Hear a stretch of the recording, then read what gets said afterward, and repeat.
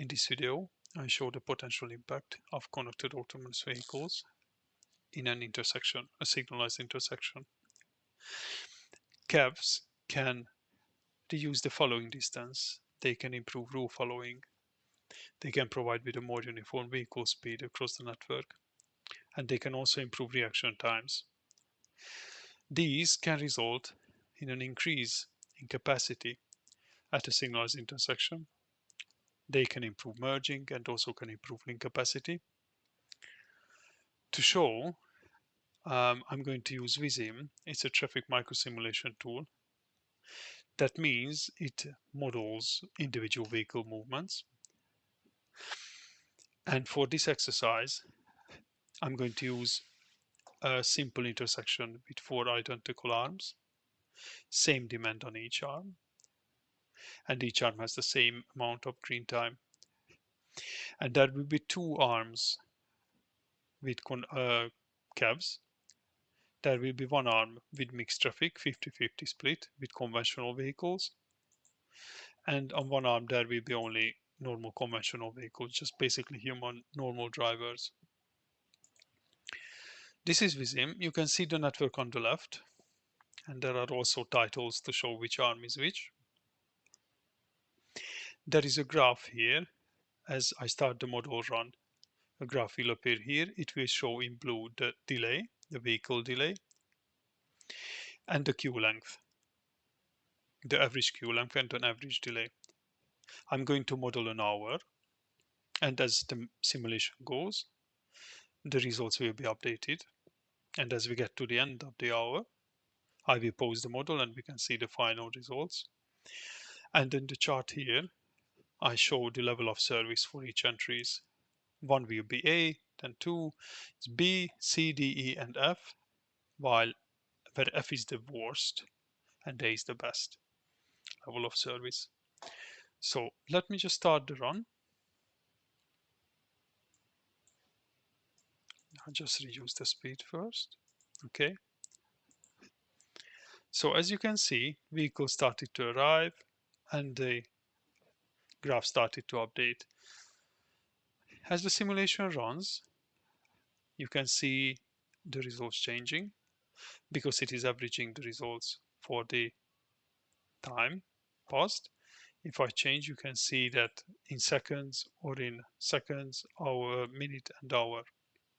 We are 8 minutes in the simulation, but you can already see that the autonomous vehicles, the entries where those the autonomous vehicles go, the queue is the lowest, and it can usually clear.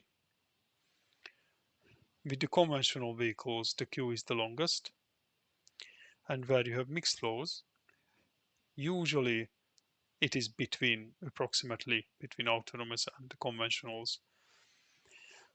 If you look at the delay, the delay is significantly higher for the human drivers. It is the lowest for the autonomous vehicles, and it is in between for the mixed traffic. The average queue length is also the shortest for the autonomous vehicles, the greatest and the longest for the human drivers. As you can see, the queue extends all the way back to the single lane section. And it is in between for the mixed flow. If you look at the LOS, this basically groups the data into level of service. Conventional vehicles have the greatest. It is F, that is the worst result. It is the best for the autonomous vehicles. It is level of service C. And at the moment, it is E for the mixed traffic flow. I speed up the simulation a little bit so we can see the results. And I'm going to stop at the end, which is now. And as you see the results, what they show is that autonomous vehicles has a potential to significantly reduce the delay and the queuing, even if they are just 50% in the network, or only 50% of them are autonomous vehicles. And also with the LOS, they can reduce it. They can basically halve the level of service. I hope this video was helpful for you to understand. And also please note that the assumptions made for autonomous vehicles are just based on a reduction in following distance and improvement in reaction times.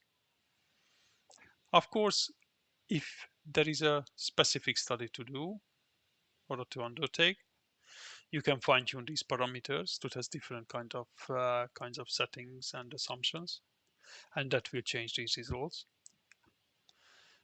But I think it is quite significant. I hope you like this video. Please like and subscribe. That will help the channel to grow. And also, you will not miss any upcoming videos. Thanks for watching.